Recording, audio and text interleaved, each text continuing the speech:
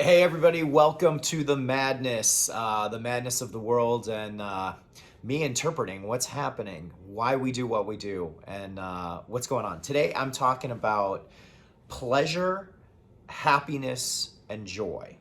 And it sounds kind of obvious if I ask somebody, hey, what are you chasing right now? What are you moving toward? People are not going to say pleasure, because who's going to say, yeah, I want to fulfill a pleasure-seeking life. I'm chasing pleasure. Pleasure is what I want. Nobody's going to say that. Most people are going to say, hey, what do you want? I just want to be happy. What do you want? I want to be more joyful. I want to be in joy. Rarely do people say, hey man, I want some pleasure. Like it feels short-lived. It feels like you're doing something wrong, or it just doesn't feel right. Well, the reality is, if you look and break down a lot of people's lifestyles, they may say they're not seeking pleasure, but the reality is their actions dictate the fact that they are seeking pleasure.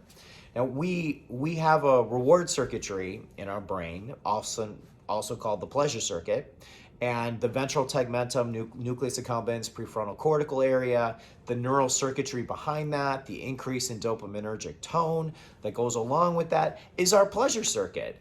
And we have a pleasure circuit naturally in our minds for natural rewards. It's why it feels good when we raise our young, when we have babies. It feels good to drink water or when we're really thirsty, to eat when we're really hungry, to procreate by having sex. All of that is part of natural rewards to propagate the survival of our species. So we have this inherent system in our brain for pleasure.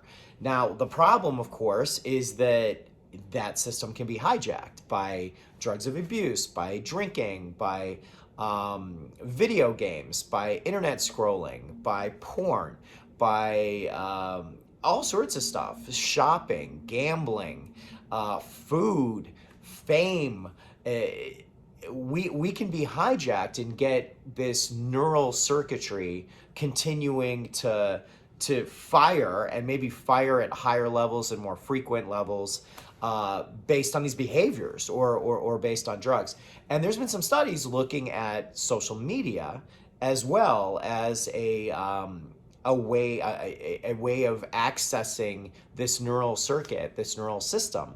And especially when you add in social comparison, and you add in the anticipatory need of likes, and views, and seeing comments, and all of that. Not even the actual comments and likes, but the anticipating that you're going to get these likes, also lights up our neural circuitry.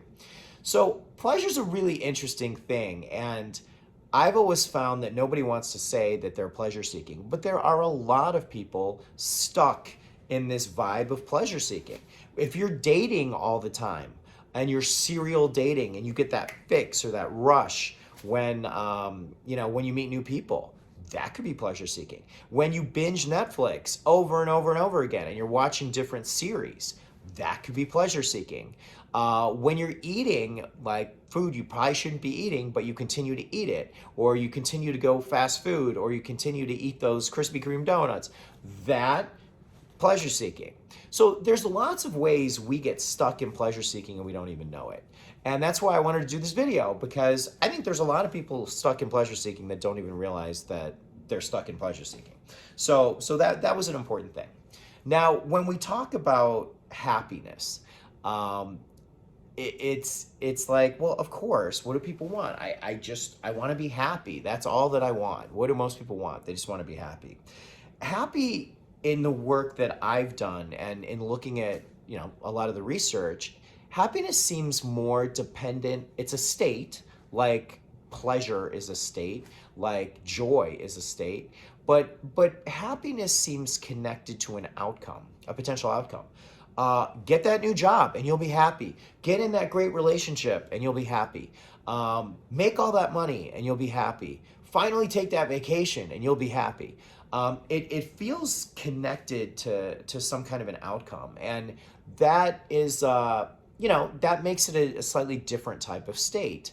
Now, there's been quite a few studies on happiness. One of the studies looked at money and found that people that made at least, and people that made under $75,000 were less happy. And if they could make at least 75,000, of which you can get your basic needs met with that money. And depending where you live, you could get a lot more than those needs met. I live in LA, which makes this more complicated.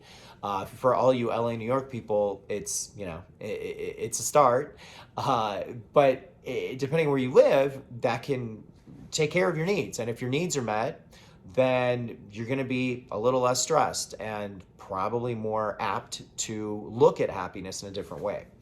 But anything over 75,000, so you can make 275 or a million or 80,000, didn't really matter in the happiness scale. It wasn't like directly proportional to the amount of money you were making, because as we all know, money can't buy you happiness fully. It can make you a little, more comfortable, and this study proved it. There's another study by Robert Waldinger, it was a Harvard study that looked at how happiness is connected to, is it connected to what variables? Is it connected to money? Is it connected to fame? Is it connected, and what he found is that relationships, interpersonal relationships, really dictated one's level of happiness. And if you were in a, if you had great friends, if you were in an intimate relationship where you could trust each other and you really appreciated each other from all levels, that's a great thing, and that tends to make people more prone to being happy. So that's another great thing. Now, when we look at joy, when I've thought about joy, I go, my first response to joy was, okay, that's so cheesy. That's like, oh, I'm joyful. Look at me. I'm in joy. Look at me. And I think of like a bunch of hippies flying kites on the beach or in the grass with no shoes on, like hugging each other for way too long. Like that's what I think of. I think of that. And I was talking to somebody once, and we were talking about joy, and they were telling me that I think you're joy deficient. And I go, well, what the heck does that mean? And they were like, well, it's like joy is almost like spiritual happiness. It's like this innate state that you look for, but you kind of just develop it as a being. Like you enter the state of joy. And whether you're having a difficult time or a challenging day or an amazing day, or you're at the beach flying a kite, wearing your hippie outfit, no matter what it is, you're still in that state of joy. You go to Thanksgiving dinner where it's really annoying with your family and everybody's like in conflict, but you're still in joy. You do whatever it is that you do, and you're still in joy, and you're bringing joy with you wherever you go. And I thought that was really interesting. From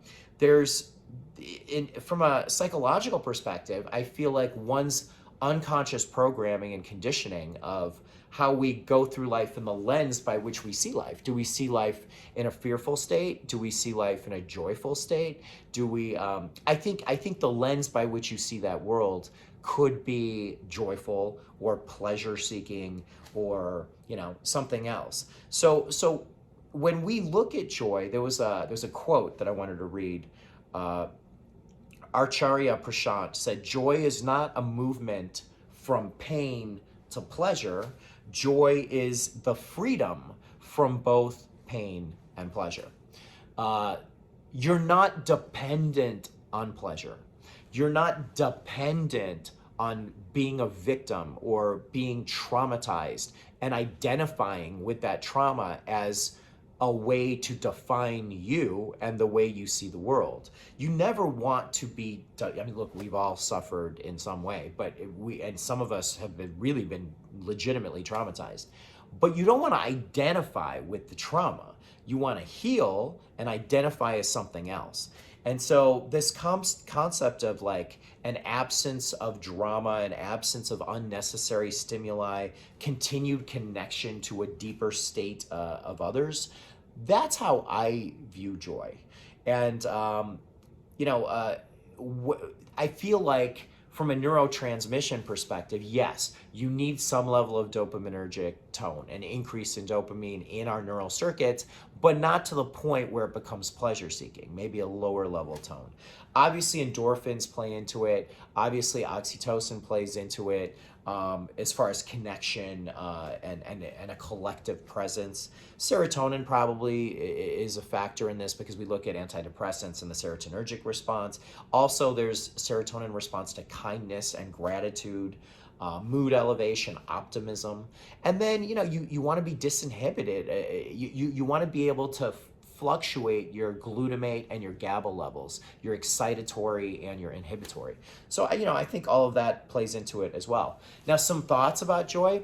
People who dismiss joy, like I did, probably have never felt joy. So they don't know what it is that they're missing because they view it as like, it's more of a cheesy thing. If you're living a life of conformity, you will never find joy. Joy comes from this innate being, this innate presence, this deeper connection to self. And if you're living your life for other people, which I did for quite a long time, if you're constantly like stuck in impression management and people pleasing, you're not going to find joy. It's just not going to be there. Mental clutter needs to be cleared out before you can seek any of these, even pleasure. If you're stuck in the mental clutter, because we're hit with stimuli, ads, opinions, polarization, like we're just, the way our technology is connected with neuroscience and kind of psychological influence has created this recipe for constant overstimulation. And when you're overstimulated like this, you're not going to find joy.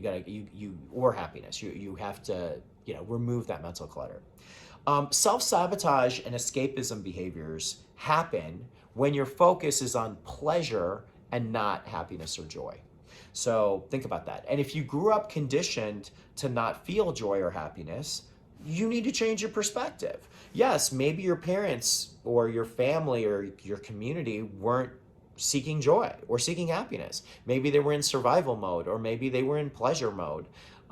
Maybe a family member, had a drinking problem, or was an alcoholic, or was a drug user, or a serial dater, or a shopping addict, or whatever it is. And maybe pleasure was the conditioning that happened in a family. Well, that needs to be changed. That perspective needs to be changed. So for me, like in conclusion, I feel like, yes, seek out happiness. Again, it's probably going to be outcome dependent to enter that state, but that's not such a bad thing. Definitely see if you can find that deeper connection to joy, because I blew it off for a long time. And, I think I'm closer to it now than I've ever been.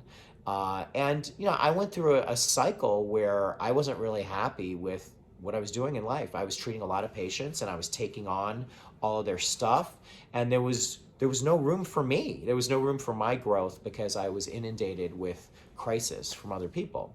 And it's very noble to do that. And for all doctors out there that are doing that, or all practitioners or providers or whatever, centers, it's great. It's a great thing. But at what cost? And at what point do you really have to protect yourself when you do that?